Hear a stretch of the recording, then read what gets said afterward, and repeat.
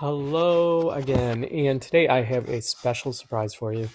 I am always saying that I'm going to keep these short, and guess what? Today I really am. I know that some of you have some work to get caught up on, and I really, really want you to focus on getting caught up, and that means really watching the videos. This video is going to be short, um, but I really want you to get into the habit of actually watching the videos.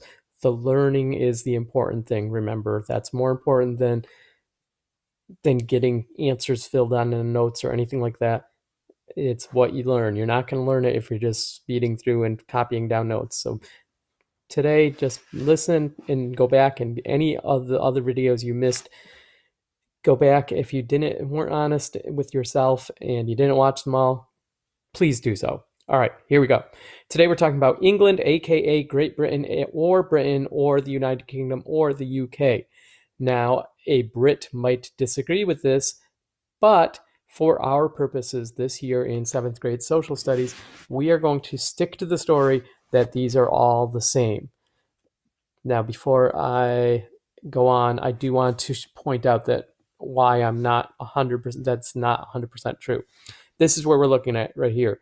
The United Kingdom, right here, this area on the map, you can see this is Europe, this whole area. This is considered part of Europe, although if you know anything about the United Europe or the European Union, you may be aware that the United Kingdom voted, or Britain especially, but part of the United Kingdom voted to leave the European Union. That's a whole another story for another day. So we're going to get right back to the show here. This is the difference, basically. You do not need to know this, but it's still worth knowing. It's good knowledge. So you have on this one island, you see, look at back there, there you go. You have Scotland, England, and Wales. Now, when this story starts about the explorers and everything, we're really only focusing on England at that point. But during the time that the colonies were being founded in North America, there's action going on over there as well. And right around that time, England is going to join together with Wales and Scotland to form Great Britain. So England is really part of Great Britain, but for our purposes, we're going to call them England, Great Britain. Sorry to the Scots and the Wales, but that's just the way it's going to be in 7th grade social studies. Then you have the United Kingdom, which is the sort of the official country today, which includes Northern Ireland as part of that. And then this whole thing, which Northern Ireland, Ireland itself is split into two, Northern Ireland and the Republic of Ireland. And then the whole big thing is the British Isles. That is some extra free knowledge that you will not be on your test. All right, so this is the part of the notes we're looking at right here. And the reasons, this is the only part we're doing today. This is it. The reasons for exploration. Gold, God, glory, as is with the other ones. For gold, the British wanted to profit from trade and from natural resources, such as, number one is going to be land. There is a shortage of land in Britain at that time. So they just want to invest in land. And the reason for that, I'm trying to be short about this, note the shortage of farmland in England.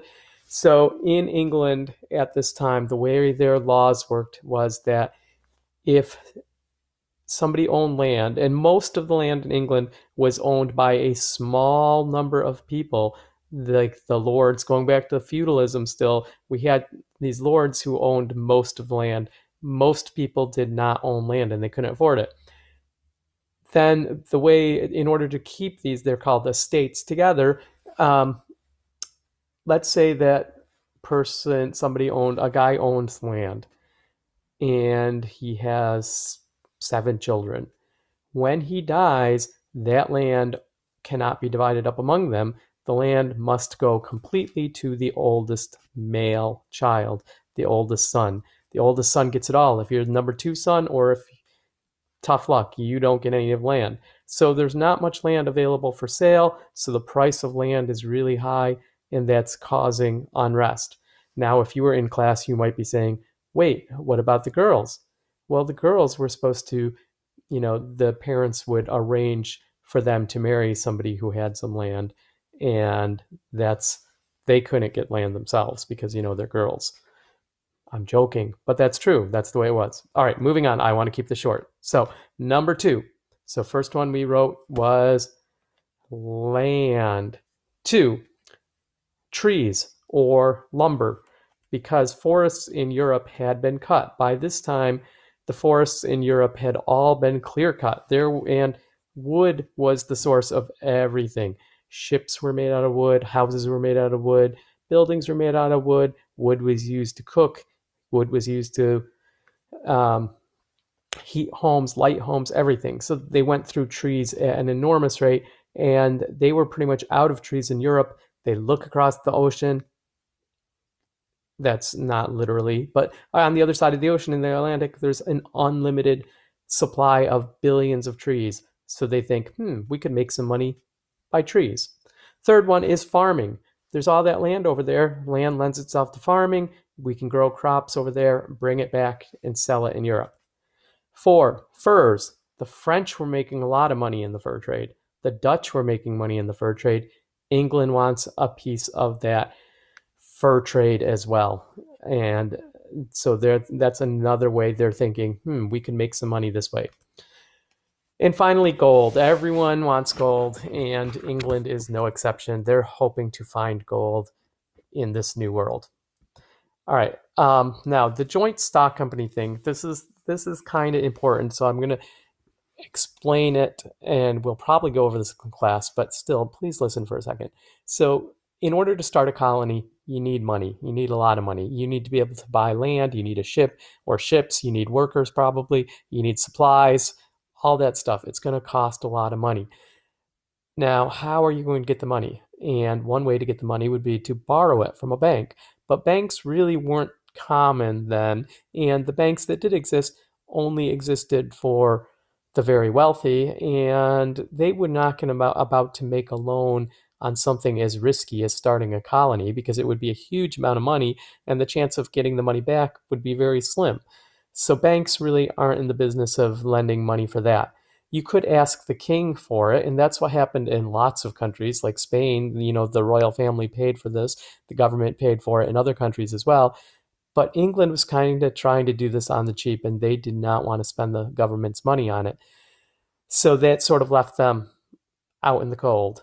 So England is going to be they're going to come a little bit late to the exploration game and claiming lands, and they're going to try to do it without spending much money. It's going to be done mostly by private companies. Now, who owns these private companies, you might ask? Well, they're going to be joint stock companies. Well, what are joint stock companies, you might ask? Well, the best way to compare it to something today is like a corporation.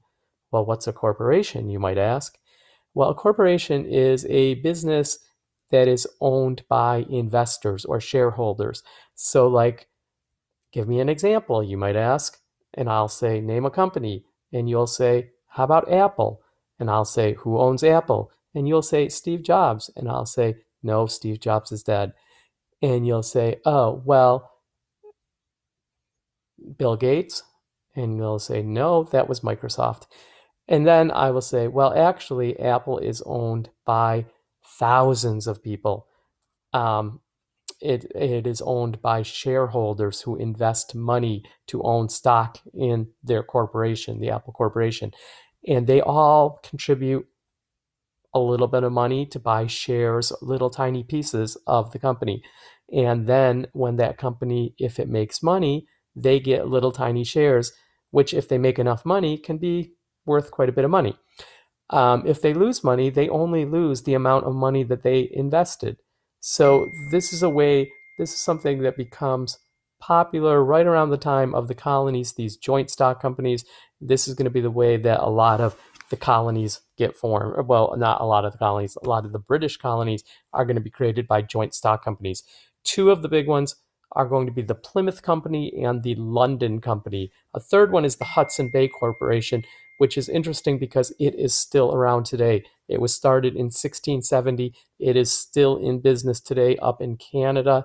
They own a lot of department stores and things like that. But we're going to be focused on the Plymouth and London companies. which are going to start colonies. They're going to be given these lands, and you notice there's a little overlap here.